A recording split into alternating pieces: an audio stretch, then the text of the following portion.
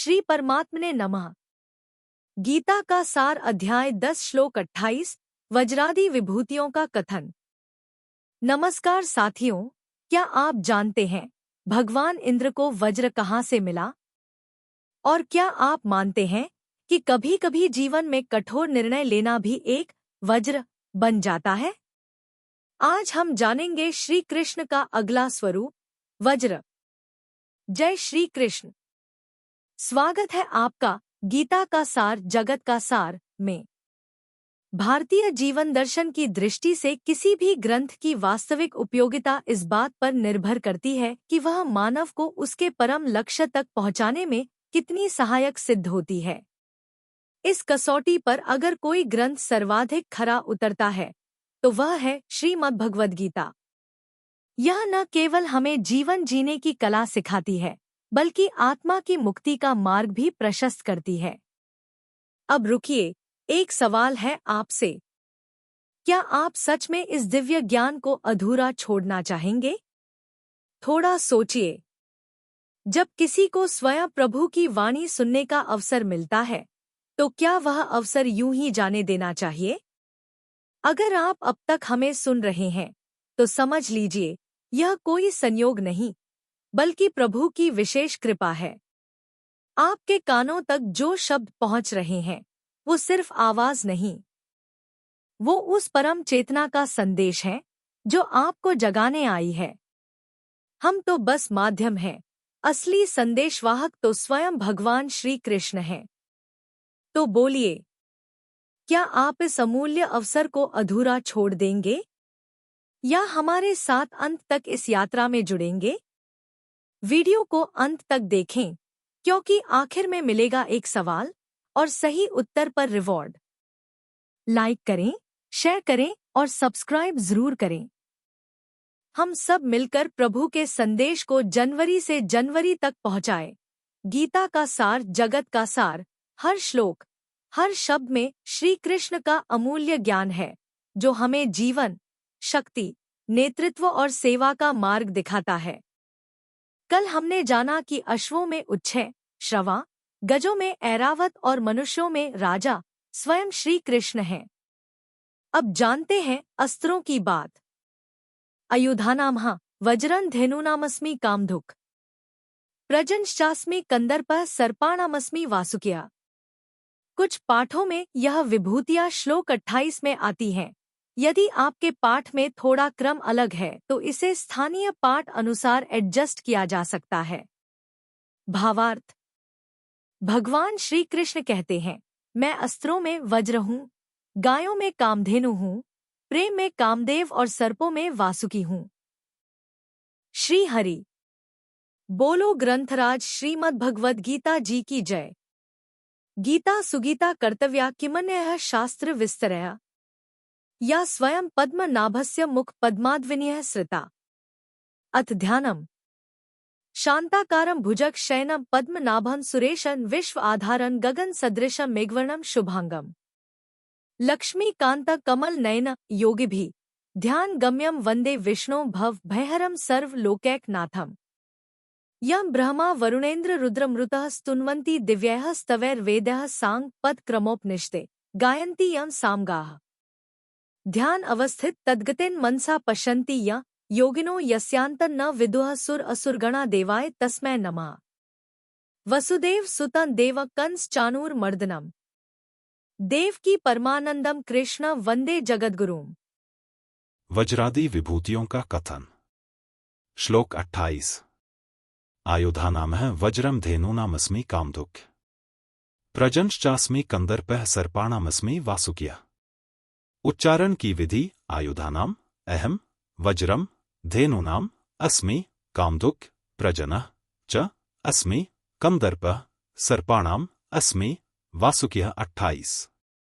शब्दार्थ। अहमर्थ अहम अर्थात मैं, आयुधानाम अर्थात शस्त्रों में, वज्रम अर्थात वज्र और धेनूनाम अर्थात गौ में, कामधुक् अर्थात कामधेनु, अस्मि अर्थात हूँ, प्रजन अर्थात शास्त्रोक्त रीति से संतान की उत्पत्ति का हेतु, कंदर्पः अर्थात कामदेव, अस्मि अर्थात हूँ, च अर्थात और, सर्पाणाम अर्थात सर्पों में, वासुकिया अर्थात सर्पराज वासुकी, अस्मि अर्थात हूँ। अर्थ, मैं नागों में शेषनाग और जलचरों का अधिपति वरुण देवता हूँ और पितरों में अर्यमा नामक पितर तथा शासन करने वालों में यमराज मैं हूँ। 29। व्याख्या, आयुधानामहं वज्रम, जिनसे युद्ध किया जाता है उनको आयुध, अस्त्र शस्त्र कहते हैं। उन आयुधों में इंद्र का वज्र मुख्य है। यह दधीची ऋषि की हड्डियों से बना हुआ है और इसमें दधीची ऋषि की तपस्या का तेज है, इसलिए भगवान ने वज्र को अपनी विभूति कहा है।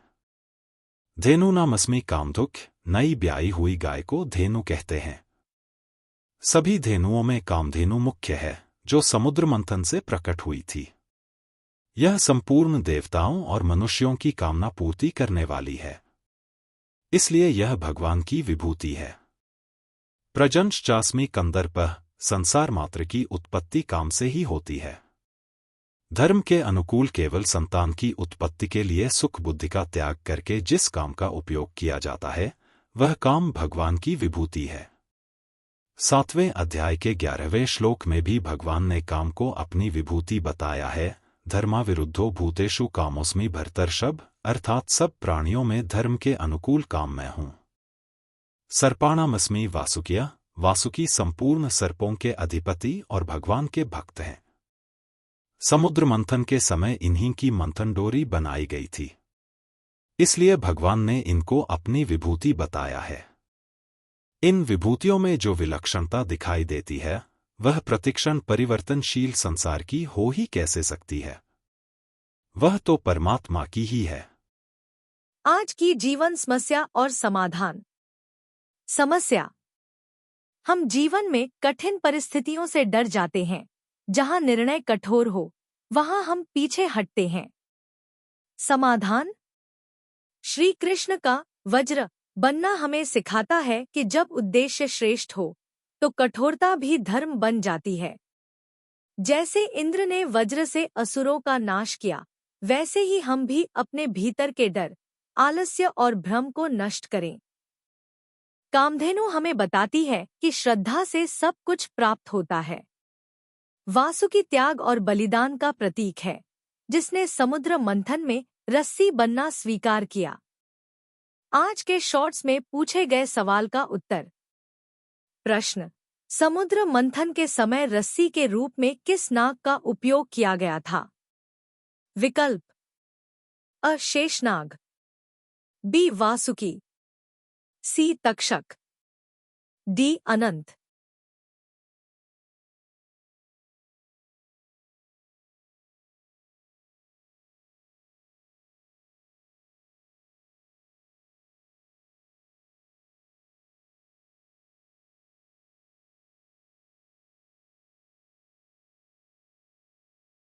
सही उत्तर बी वासुकी। व्याख्या, समुद्र मंथन के समय वासुकी नाग को रस्सी के रूप में मंदराचल पर्वत पर लपेटा गया था। देवता और असुर दोनों सिरों से खींचते थे, इसलिए श्री कृष्ण कहते हैं, सर्पों में मैं वासुकी हूँ। कल जानिए, पक्षियों में भगवान कौन है? क्या गरुड़ सिर्फ एक वाहन है या शक्ति का गूढ़ प्रतीक? अध्याय 10 श्लोक 29। कल यहीं। अगर आप हमारे ज्ञान से प्रेरित होकर श्रीमद् भगवद गीता का सार और दैनिक जीवन में उपयोग सीखना चाहते हैं तो नीचे दिए लिंक से पढ़ें ये पुस्तकें। Wooden holy book stand box, Shrimad Bhagavad Gita Hindi टीका के साथ, मोटे अक्षर, speaking Bhagavad Gita in 16 languages, Shrimad Bhagavad Gita Tattvavivechani Hindi टीका पैडछेड़ अन्वाया सहित।